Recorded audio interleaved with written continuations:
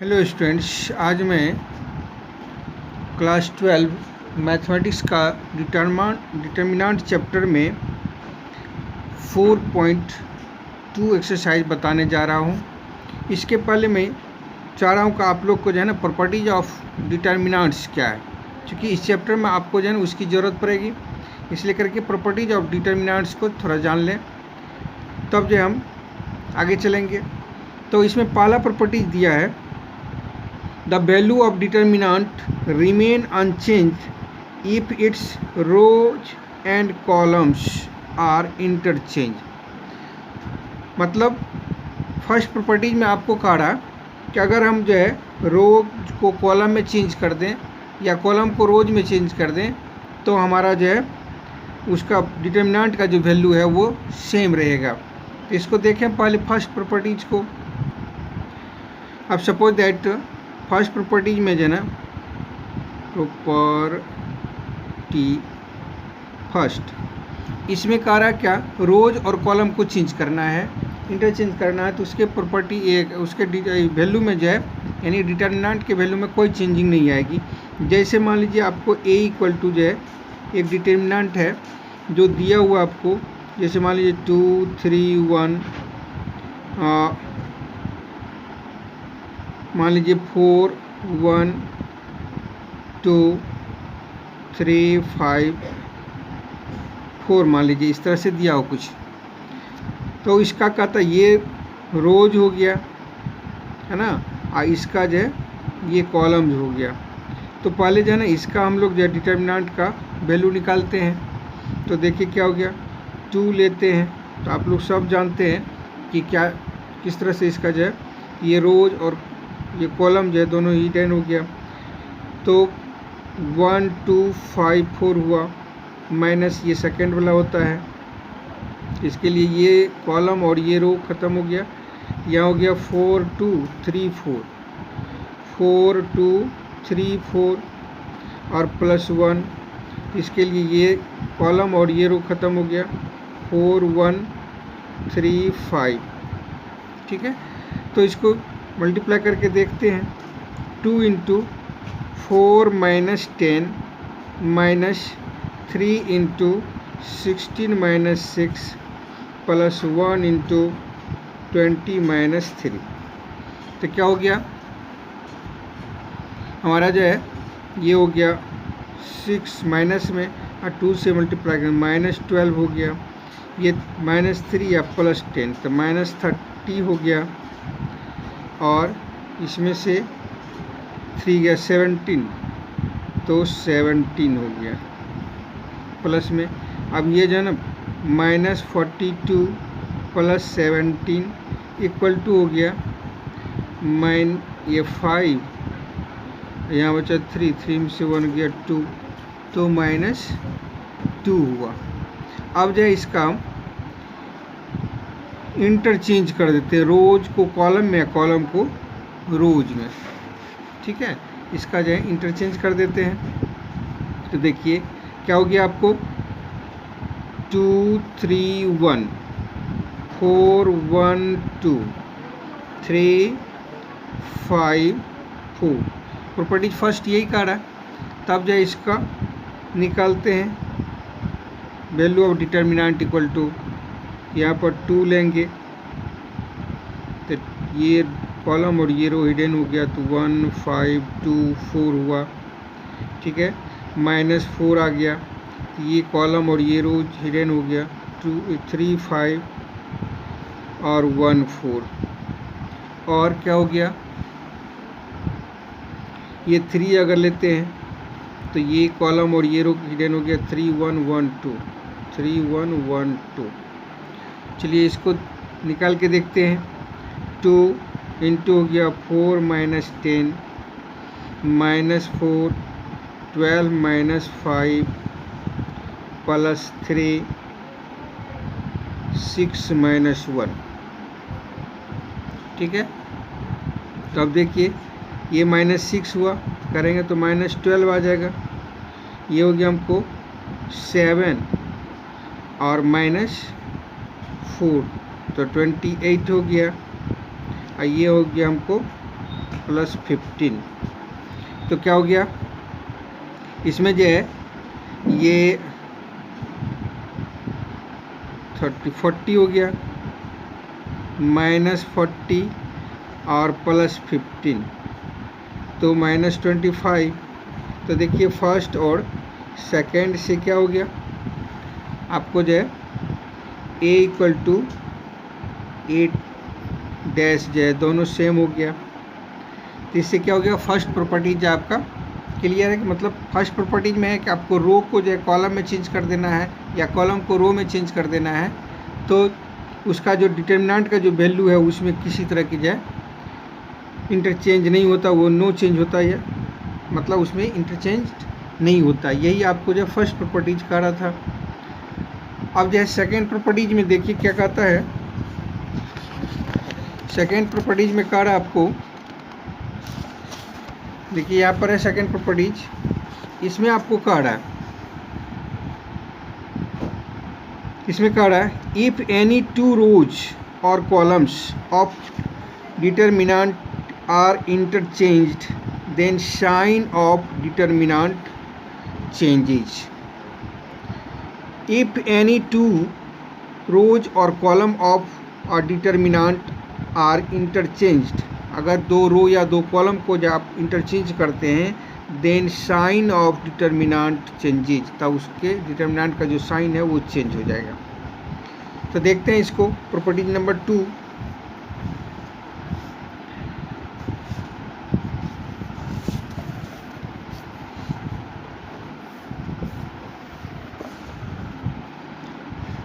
Property 2 में देखिए पर टी सेकेंड, इसमें कह रहा है किसी भी दो रो या कॉलम को जो है ना आप इंटरचेंज करेंगे तो उसके साइन में चेंजिंग आ जाएगी। जैसे मान लीजिए a इक्वल टू जो है 1 2 3 ले लेते हैं, 4 5 6 7 8 9 एक क्रम में ले लिया। आप किसी तरह का जो है ना ले सकते हैं।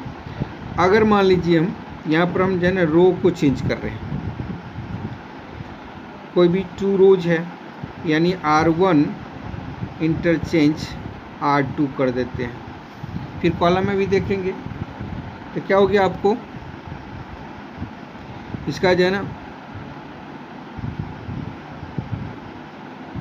a डैश इक्वल टू हो गया, आपको R1 को R2 में कर देना है, 4 5 6 1 2 3 7 8 9 ये हुआ। अब दोनों का जो है निकाल के देखते हैं वैल्यू में जैसे सही में चेंजिंग आता थी उसके वैल्यू साइन में सही चेंजिंग आता है। तो a का मॉडुलस निकालते हैं, हम डायरेक्ट निकाल रहे हैं, आप लोग निकालने के लिए जानवे करते हैं। तो a रखेंगे तो हो गया 1 इंटू 45 माइनस 48 माइनस 2, तो ये हो गया 36 और 36 और माइनस 42 प्लस 3, ये हो गया 32 माइनस 35। तो चलिए इसमें हो गया आपको -3, यहाँ जो है माइनस इसका माइनस आएगा तो प्लस हो जाएगा, 12 हो गया, और इसमें आ गया आपको इसको तो -3 हो गया, और -3 + 3 तो -9 हो गया। तो देखिए क्या हो गया संयोग से इसमें क्या हो गया साइन जो है इसका तो 0 आ गया, यानी -12 और +12 = 0 हो गया। अच्छा तो इसमें तो साइन का जन पता नहीं चलेगा, फिर भी देखते हैं।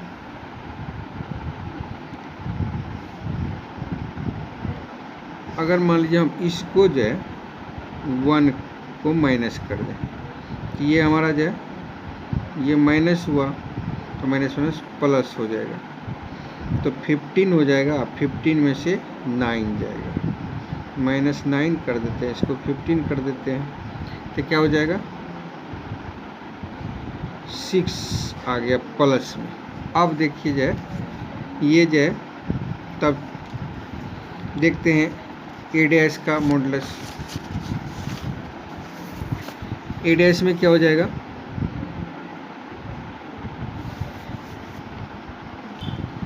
चलिए उल्टाने के ख्याल से हमने इसको यहाँ पर लिख लिया है, तो अब इसका मॉडुलस निकालेंगे। जैसे 4, तो 4 जाइए, ये रो ये कॉलम जो है हिडन हो गया, इसका हो गया 18 -24, -5 लेते हैं, -5 ये -9 और -21 हो गया, +6 लेते हैं, ये चला गया, तो -8 और -8 -14 हो गया। ठीक, ये जब अब इसको निकालते हैं तो 4 इंटू हो गया -6 -5 इंटू -30 और +6 इंटू -22, ये हो गया -24 +150 और माइनस हो गया ये 132। तो अब देखिए क्या हो गया, -6, इसको ये माइनस वाला को ऐड कर लेते हैं, माइनस कितना हो गया 2 और 4 6 हो गया, और 3 2 5 हो गया, और ये 1 और +150, यहाँ हो गया -6। अब आप गौर करेंगे कि ए जो है, ए का जो वैल्यू निकला वो -a डैश के इक्वल है, नहीं ए डैश में जो माइनस में आ गया, यानी ये दोनों में 6 आया है लेकिन साइन चेंज कर गया। तो प्रॉपर्टी 2 को जो है आप देखे जाए, ये साइन चेंज करता है, जैसे ही 2 रो या 2 कॉलम्स को, तो हम रो करके किए थे, आप कॉलम करके कर सकते हैं, है ना। अब देखिए प्रॉपर्टी नंबर 3 में क्या कहता है, इसमें आपको कह रहा कि आइडेंटिटी, अगर आपका 2 रो या 2 कॉलम जो है आइडेंटिटी है या इक्वल हो जाता है। देखिए यही है आपका property 3, if any 2 rows or column of determinant are identical, all corresponding elements are same, then value of determinant is 0। या तो आइडेंटिकल हो जाए 2 ठो रो या कॉलम, या जो है क्या हो जाएगा कि सभी एलिमेंट्स जो है 2 रोज या 2 कॉलम का जो है इक्वल हो जाएगा, तो वो जो है उसका वैल्यू क्या हो जाएगा 0 हो जाएगा। ठीक है, तो चलिए देखते हैं प्रॉपर्टी 3 को। प्रॉपर्टी 3 इसमें क्या है, कह क्या 2 रोज और 2 कॉलम्स आइडेंटिकल और जो है क्रॉसपॉन्डिंग एलिमेंट्स इक्वल होता है। तो हम जो है एक डिटर्मिनेंट्स ले लेते हैं, जैसे मान लीजिए 2 3 4 3 1 2 और 2 3 4 कर देते हैं। यहाँ हमने क्या किया, रो 1 और रो 3 जो है वह इक्वल ले लिया है। तो इसका जो है कहता है कि डिटर्मिनेंट जो है का वैल्यू 0 हो जाता है। तो इसको जो है डेल ए भी लिख सकते हैं, उसके बाद जो है आप ए मॉडुलस भी लिख सकते हैं।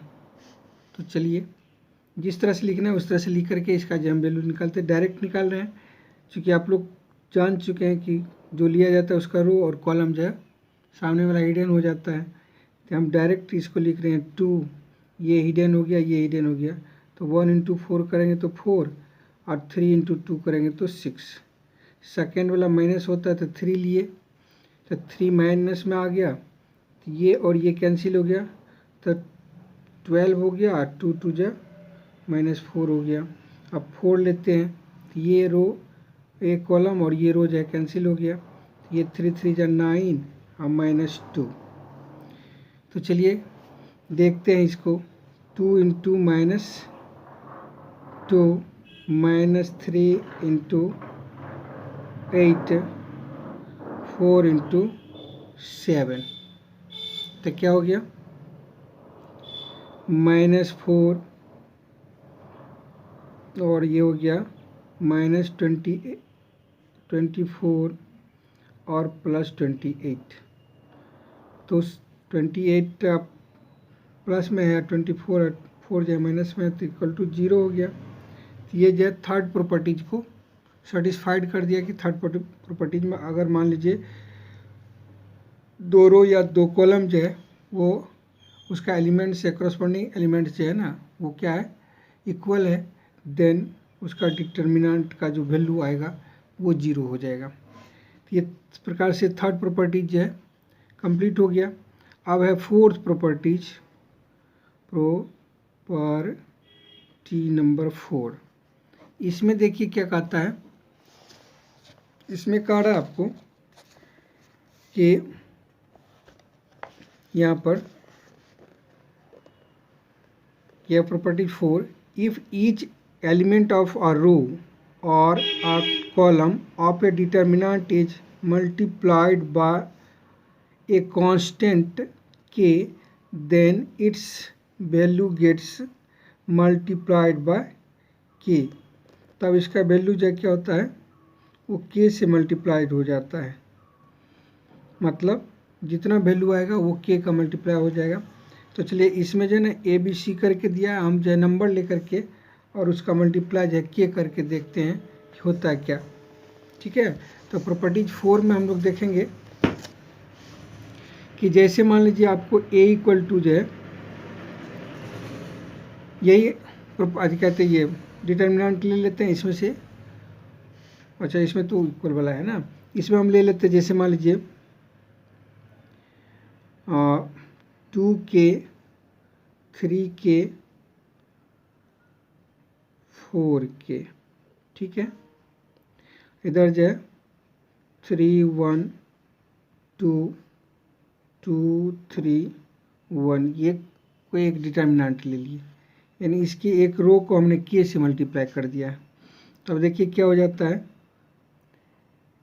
डेल ए ले निकालते हैं, तो इसमें आपको जैसे यहाँ से ये हम लेते हैं 2k, तो ये हो जाएगा 1 -6 -3k, तो क्या हो गया 3 -4 प्लस 4k, तो 9 -2, तो क्या हो गया देखिए यहाँ पर हो गया आपको -5 या 2, तो 10k हो गया, -10k, यहाँ माइनस माइनस प्लस, तो +3k, यहाँ हो गया 7 4 जा 28k, तो कितना हो गया 31 हो गया, 31 में से 10 गया तो 21k, अर्थात इसको जो है k की मल्टीपुल आया है। अगर हम जो है इसको ऐसे करके देखें k से हटा करके, यानी a इक्वल टू अगर हम k को छोड़ देते हैं तो हमारा क्या है 2 3 4 3 1 2 2 3 1, यही है। इसका जो है मॉडुलस निकाल के देखते हैं, अगर ये निकालते हैं हम तो क्या हो गया 2 इंटू 1 -6 3 इंटू 3 -4 और 4 इंटू 9 -2, तो यहाँ हमको निकल जाता है -10, यहाँ हो गया -3 या -1, तो +3 हो गया, अब +21, ये हमको आ जाता है 21। तो इस प्रकार क्या हो गया, ये जो है इसका मॉडुलस या के मल्टीप्लाई जितना से मल्टीप्लाई किया उतना का हो गया, अर्थात थर्ड प्रॉपर्टी जो है, फोर्थ प्रॉपर्टी जो हमारा जो है इस प्रकार से ये सेटिस्फाइड करता है। अब है फिफ्थ प्रॉपर्टी नंबर 5। तो चलिए इसको देखते हैं हम लोग। प्रॉपर्टी 5 में क्या कहता है, इसमें कह रहा आपको कि यहाँ पर दिया हुआ है if some or all elements of a row or column of a determinant are expressed as sum of 2 or more terms, then the determinant can be expressed as sum of 2 or more determinants।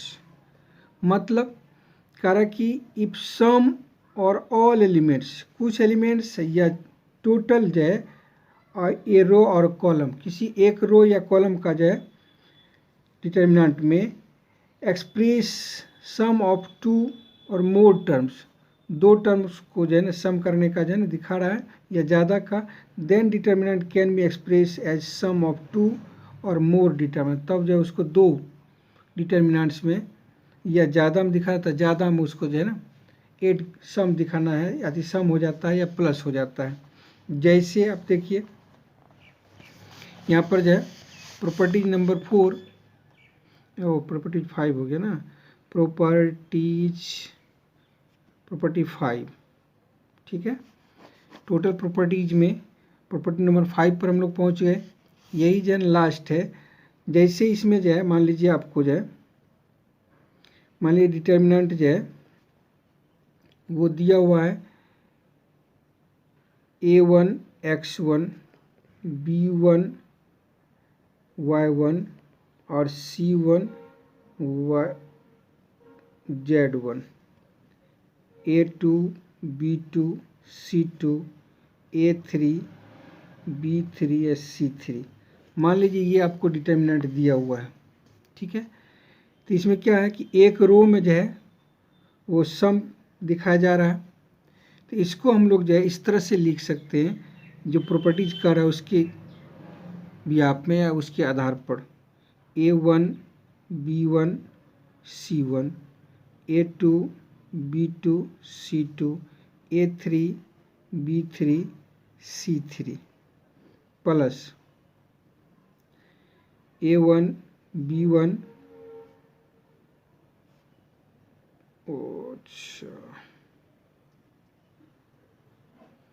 यहाँ तो x न था, sorry, x1 y1 z1, और नीचा में जो है A2 B2 C2 A3 B3 C3। इस तरह से हम इसको जो है दिखा सकते हैं। और इस दोनों का जो है ना सम जो है, इसका जो निकलेगा वैल्यू उतने के, यानी इस दोनों का वैल्यू का जो सम निकलेगा, यानी दोनों डिटर्मिनेंट का सम जब वैल्यू निकाल के ऐड करेंगे तो वो दोनों जो है इसके इक्वल हो जाएगा। यही जो है प्रॉपर्टी 5 का रहा आपका। तो इस प्रकार से आपका 5 प्रॉपर्टीज हो गया, और इसी 5 प्रॉपर्टीज के आधार पर जो है ना आपका ये अगला चैप्टर है, ताकि आप जो है इस चैप्टर को आसानी से बना लें। इसके लिए प्रॉपर्टीज को जानना जो है बहुत ज़रूरी था। अब इसके आधार पर जो है आगे देखेंगे, तो अगला वीडियो में हम जो है इससे संबंधित जो है बातों को रखेंगे। इसलिए इस चैप्टर का अब जब प्रॉपर्टीज हो गया है तो इस पर आधारित जो है ना 4.2 को हम लोग अब जो नेक्स्ट वीडियो में देखेंगे। ये आपका 4.2 है, और ये सब